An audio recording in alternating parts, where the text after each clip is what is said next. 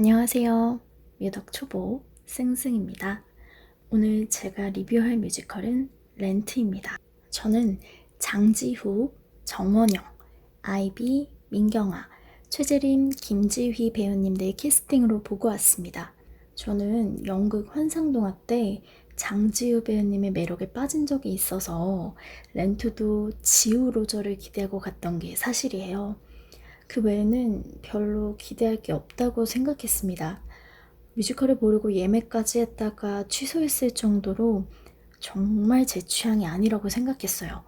신시컴퍼니에서 미리 풀어준 영상들을 봤을 때 끌리는 넘버가 없었거든요. 그런데 이 뮤지컬은요, 무조건 보셔야 합니다.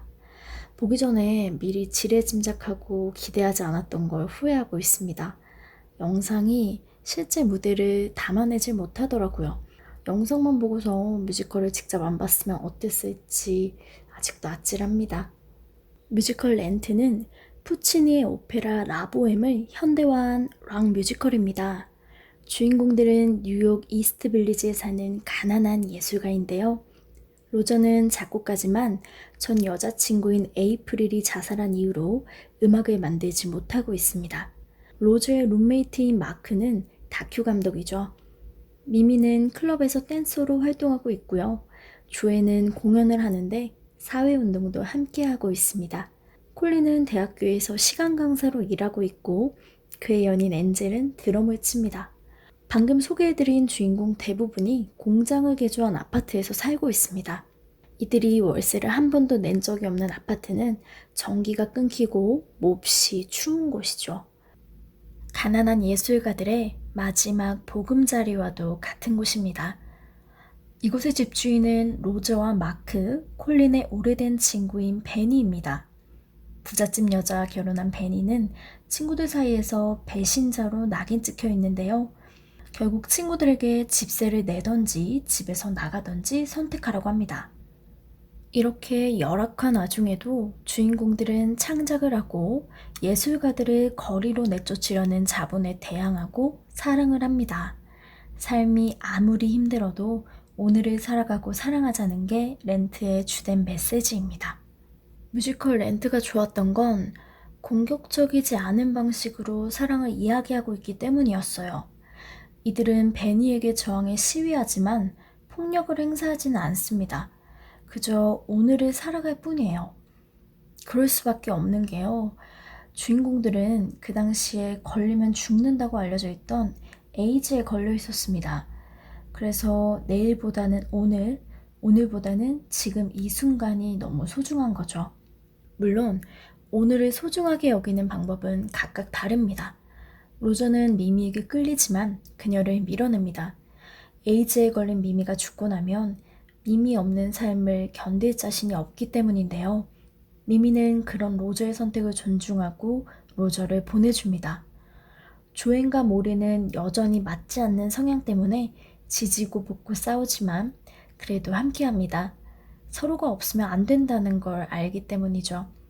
마크 역시 오늘의 나에게 부끄럽지 않기 위해 세상과 타협하지 않기로 합니다. 가장 인상적이었던 건 엔젤이었어요. 엔젤이 추구하는 사랑은 상대방을 위해 기꺼이 모든 것을 내어주는 것입니다. 엔젤이 초반에 부르는 노래 가사를 보면 Today for you, tomorrow for me 라는 문장이 나옵니다. 여기서부터도 엔젤의 이타적인 사랑이 마구 느껴지지 않나요? 아까도 말씀드렸다시피 이 아파트에 사는 이들에게는 오늘이 무척 중요합니다. 소중하죠. 그런 소중한 오늘을 당신에게 준다는 거예요. 이 말이 너무 감동적이었어요. 실제로 시간이 많이 흐른 후 친구들이 길을 잃지 않도록 지탱해 주는 건 어쩌면 엔젤이 가르쳐준 사랑인지도 모르겠다는 생각이 들었습니다. 그렇게 소중한 오늘을 내가 사랑하는 사람에게 준다는 것. 에이즈에 걸린 엔젤이 이번 생 모두를 콜린에게 주겠다는 것은 아닐까 싶은 생각이 들어서 마음이 찡해졌습니다. 렌트는 에이즈와 동성애, 마약 중독 등의 소재가 모두 어우러져 있는 극인데요. 당시 미국에서 초연됐을 때만 해도 시대를 잘 반영했기 때문에 충격적이었다고 해요. 에이즈를 두려워하던 주인공들의 대사만 봐도 잘 알 수 있는데요. 그래서 2020년에 와서는 시대에 뒤떨어진 작품이라고 말하는 분들이 더러 있더라고요.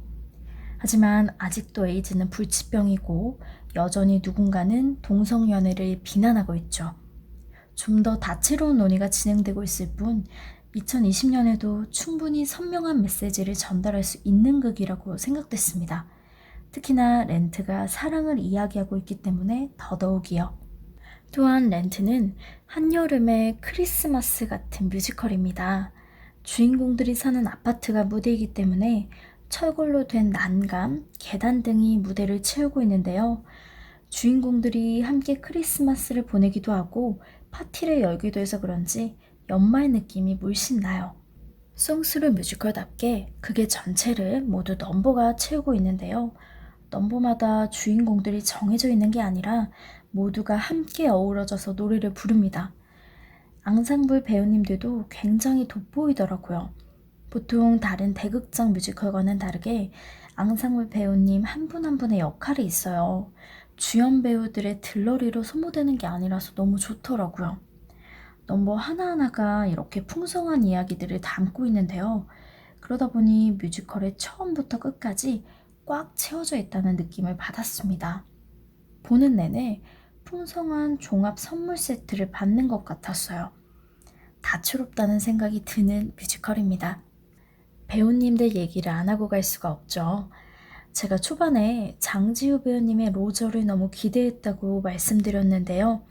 확실히 장지우 배우님은 남자다운 로저인 것 같아요.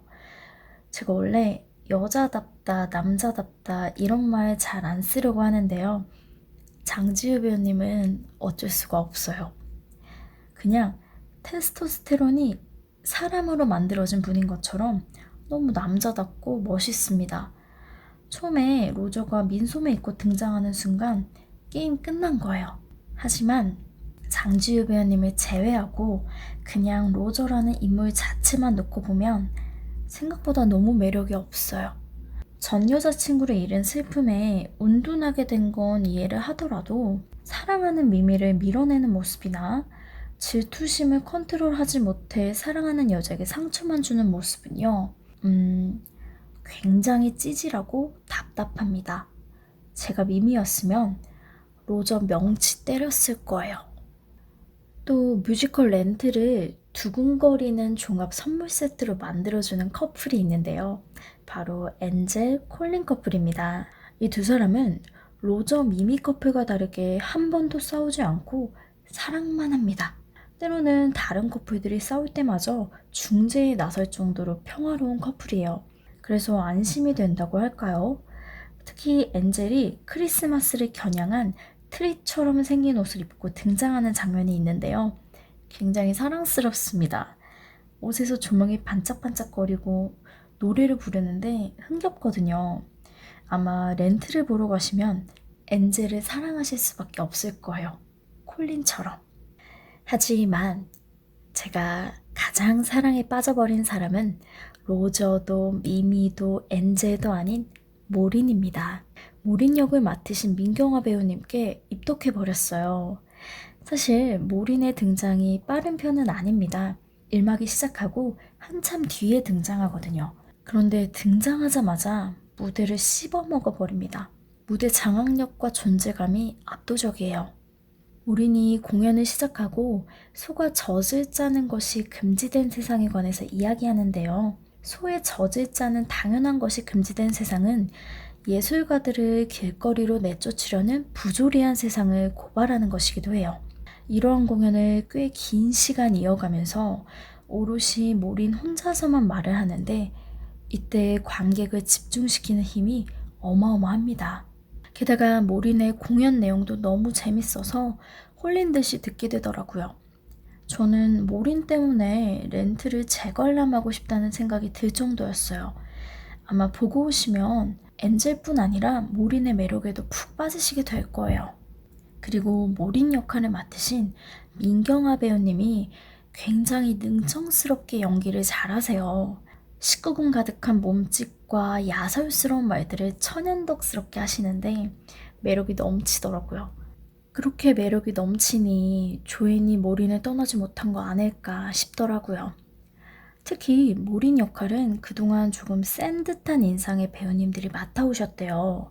이번에 민경화 배우님이 맡으면서 좀 색다른 모린으로 불리고 있기도 한데요. 순해 보이는 인상과 달리 거친 입담이 마구 터져 나오니까 오히려 언밸런스한 매력을 자아내는 것 같았습니다. 무조건 보세요. 민경화 모린.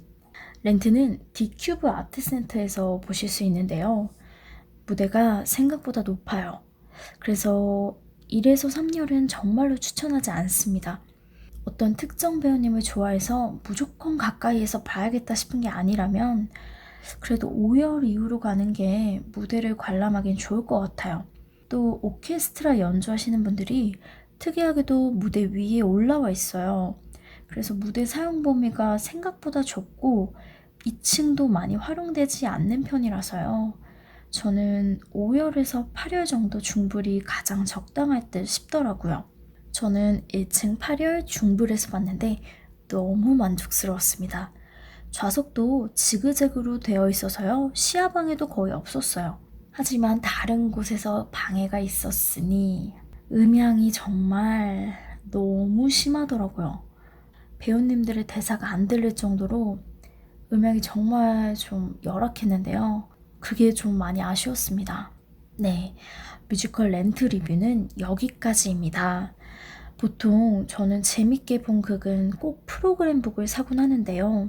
렌트는 프로그램북도 알차게 구성됐을 뿐 아니라 MD들이 다 너무 예쁘게 빠졌어요. 그래서 저도 프로그램북에 마스킹 테이프, 스토리지 박스, 마그넷, 폰 스트랩까지 다 살 수밖에 없었습니다. 그 렌트 MD들이 표현하는 색감은 정말이지 사지 않을 수가 없었어요. 퀄리티도 굉장히 높더라고요. 어쨌든 보고 나면 마음이 따스해지고 텅 비었던 게 꽉 차는 느낌의 극이에요. 많은 분들이 보고 오셨으면 좋겠습니다. 이번에 공연이 끝나고 나면 또 언제 돌아올지 모르니까요. 그럼 다음 리뷰에서 만날게요. 안녕.